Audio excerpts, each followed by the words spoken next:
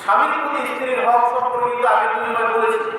মা বোনেরা চিন্তা করলে হুজুর গেলে আমাদের বিপক্ষ বলে না, আপনাদের বিপক্ষ বলতেছি না। আগের দুই সময় তো আমার ভাইদের বিপক্ষ বলছিলাম, আজকে আপনাদের পালা করছে। এখন কি করার? কিছু তো করার নাই, বলতে তো হবেই। বলেন কি বলে না বললে কি উপায় আছে নাকি? আমার মা বোন আজকে আমাদের রাগ করে না।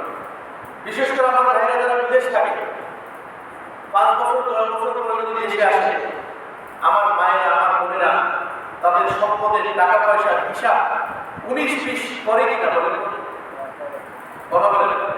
1 লক্ষ টাকা বাড়াইছে ভাই, বলছে মায়ের চিকিৎসা করবো আর আমার ছোট ভাই পরীক্ষা পড়াশোনা, তাকে কিছু টাকা দিয়ে স্ত্রী সেখান থেকে হিসাব নিকাশ জিনিস করে কিছু কম টম কাটসাট করে সেখান থেকে সে কিছু টাকা সরাই দিয়েছে। এরকম আছে কিনা বলেন? ভাই 5 বছর পর বিদেশ থেকে আসছে, অনেকের জন্য কাপড় চোপড় সাজনা খেলনা অনেক কিছু নিয়ে আসছে, কিন্তু স্ত্রীর উপরে যে পরামর্শ এতগুলো সবাইকে দেওয়ার দরকার নেই, একটা মুখে এগিয়ে দেওয়া। এরকম মা বাবাকে আমাদের সমাজে আসে না কথা বলে। অথচ যে বড় ভাই তার টাকা দিয়া জমি বিক্রি করে ছোট ভাইকে জিজ্ঞেস করে, আজকে সেই বড় ভাইকে একটা জায়গা না দিতে কিংবা বড় ভাইয়ের মেয়েকে একটা স্বর্ণের জিনিস দিয়ে স্ত্রী তার ছোট ভাইকে বাধা দেয়, এরকম মা আছে কিনা? কথা বলেন আছে? আমাদের দেশে দেখে আছে। এটা নিয়ে অনেক বড় ধরনের ঝগড়া সৃষ্টি হয়। কিন্তু মা বাবা চিন্তা করতে হবে, তোমার স্বামীকে যেই বড় ভাই নিজের সন্তানের মতো মনে করে লালন পালন করেছে, বড় ভাই যারা আছে বুঝতে পারবেন ছোট ভাইদেরকে কত ভালোবেসে মহব্বত করে তাদেরকে লালন পালন করে। অনেক বড় ভাই আছে মুখে খাবার তুলে দেওয়ার আগে একবার চিন্তা করে আমার ছোট ভাইয়ের জন্য এই খাবারটা নিয়ে যাব, আছে নাকি? বড় ভাই ইতিহাস, বড় লম্বা ইতিহাস, কোরআন এবং হাদিস থেকে তাফসীর করলে এখানে যতগুলো বড় ভাই আছে চোখের পানি ছলছল করে পড়তে থাকবে। অন্যায়কে বড় ইনশাআল্লাহ। ছোট ভাইদের প্রতি বড় ভাইয়ের কি অবদান, এটা অনেক ছোট ভাই এখনো বুঝতে পারে না। তার স্ত্রী বলতে কোথা থেকে? ছোট ভাইরা সাধারণত ফ্যাশনেবল হয়, তারা আমার সংসারের আদরের। বড় ভাইরা সবসময় গাধা টাইপের হয়। যারা বড় আছে তারা বুঝতে পারবে যে অনেকেই জীবনে কিছু করতে পারে না। এর একমাত্র কারণ হচ্ছে ছোট ভাই বোনদেরকে পড়াশোনা করা, তাদের সংসারে টানা। মনে করে যে আমি তো লেখাপড়া করতে পারি নাই, কিন্তু আমার ছোট ভাইকে লেখাপড়া করা বলে ঠিক আছে এরকম।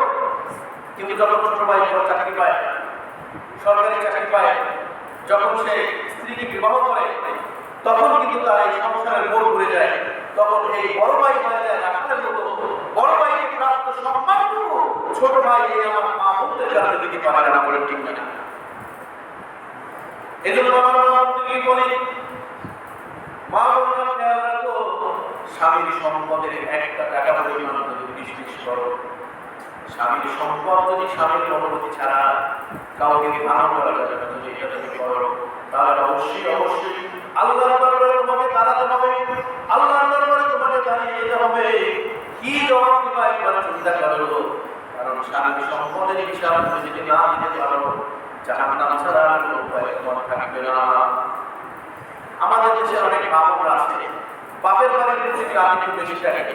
আমার বাপরা রাগ করে গেছে কি আমার ভাইয়ের কথা কি ঠিক কিনা বলেন? বাপের বাড়ির প্রতি রাগ বেশি থাকে, এটা স্বাভাবিক, থাকা উচিত। আমারও আছে আমার বাবার প্রতি রাগ, ঠিক কিনা? কিন্তু এমনটা নয় যে আমার স্বামীর কতটুকু সম্পদ আছে, আমার স্বামী কি চাকরি করে সেটা না বুঝে শুধু বাবার বাড়ি, ভাই, ছোট বোন, মা বাবা তাদেরকে লুকায় টাকা দিলাম, খাবার দিলাম, এটা করলাম, ওইটা করলাম, যা করলাম তা আমার ভাইয়ের ছোট ভাইয়ের জন্য করি নাই, কিন্তু আমার ভাইয়ের জন্য সেটা করেছি। দেবরের জন্য করতে পারে না, কিন্তু নিজের ভাইয়ের জন্য অনেক কিছুই করা যায়। ননদের জন্য করতে পারে না, কিন্তু নিজের বোনের জন্য অনেক কিছুই করা যায়। নিজের ভাইয়ের জন্য অনেক কিছুই করা যায়, কিন্তু শাশুড়ির জন্য অনেক কিছুই করা যায় না। কথা বলবেন কিনা? এখানে ব্যর্থ শতকরা 50% দাম বেশি হতে পারে না কম? এই ক্ষেত্রে আমার বাবা শতকরা ব্যর্থ কিনা বলেন? তাদের মন এমন থাকতে হবে, আপনি যে বাড়িতে থাকেন আপনার শাশুড়ি আপনার মা, আপনার ননদ আপনার বোন, আপনার দেবর আপনার ভাই, তাদেরকে ভালোবাসুন, তাদের দিকে খেয়াল করুন। তারপরে যদি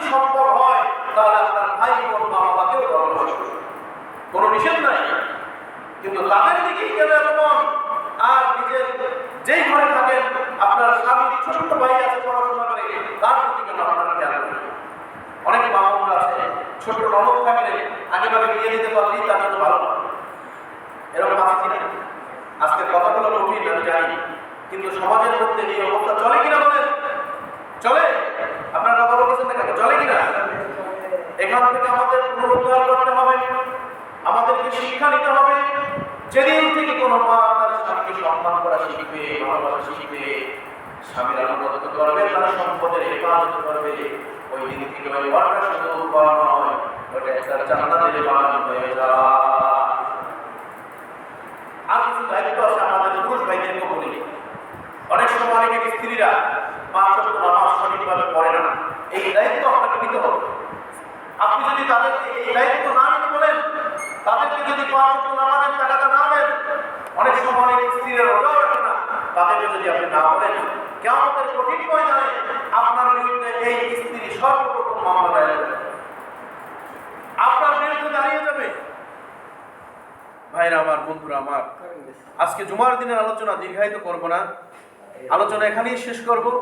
যে বিষয়ে যে পয়েন্ট নিয়ে কথা বলতে চাচ্ছিলাম, যে একজন স্ত্রীর প্রতি স্বামীর কি কি হক রয়েছে এবং স্বামীর প্রতি স্ত্রীর কি কি হক রয়েছে, আমরা এই 2টা জুমায় কিছু আলোচনা করার চেষ্টা করেছি।